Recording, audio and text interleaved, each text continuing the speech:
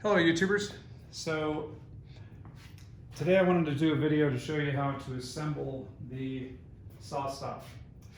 But instead I've shifted this is why you should not just buy something from someone, put it together the way they have it, and use it. No reflection on the person I bought this from. She was awesome. Big shout out to Anna. Thank you for selling this to me. The thing I'm complaining about is the original installer that put this together and didn't do it right. So as you put these together, first off, what I did is put all the legs upward as far as they would go so that we're at zero adjustment. And then loosen all the screws, all the nuts on the back of the carriage bolts. These are carriage bolts and the nuts in here.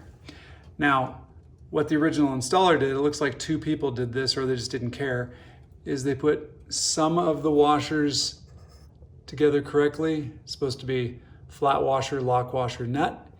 They were lock washer in through the hole, flat washer and the nut.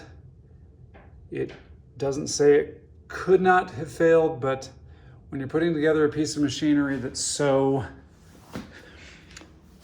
I'm going to say high tech, like SAWSTOP, you really should have it done correctly.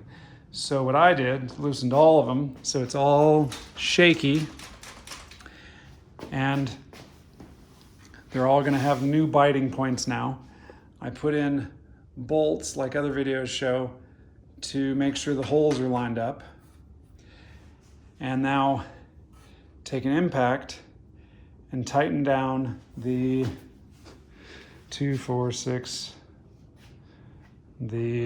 48 bolts that hold this together.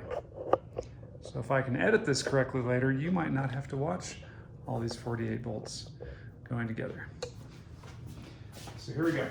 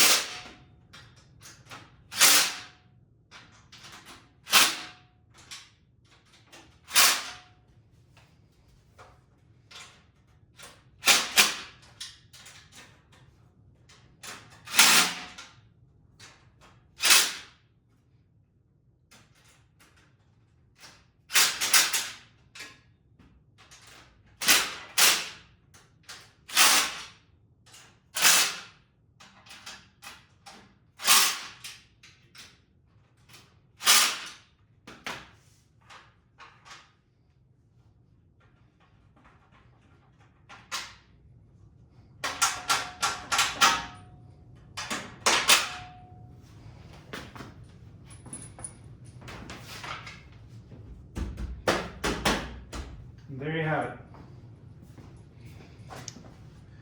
Base securely assembled. Yes, I'm sure there's someone out there that's going to say something about impact isn't a torque wrench. So tell me in the comments what you think, and then we'll go to part 2. Hope this helped. Oh, and by the way, people who say all the time like and subscribe, please like and subscribe. I only have my 113 followers and really care about all you guys. But I'm not begging for subscribers. So thank you for subscribing if you do.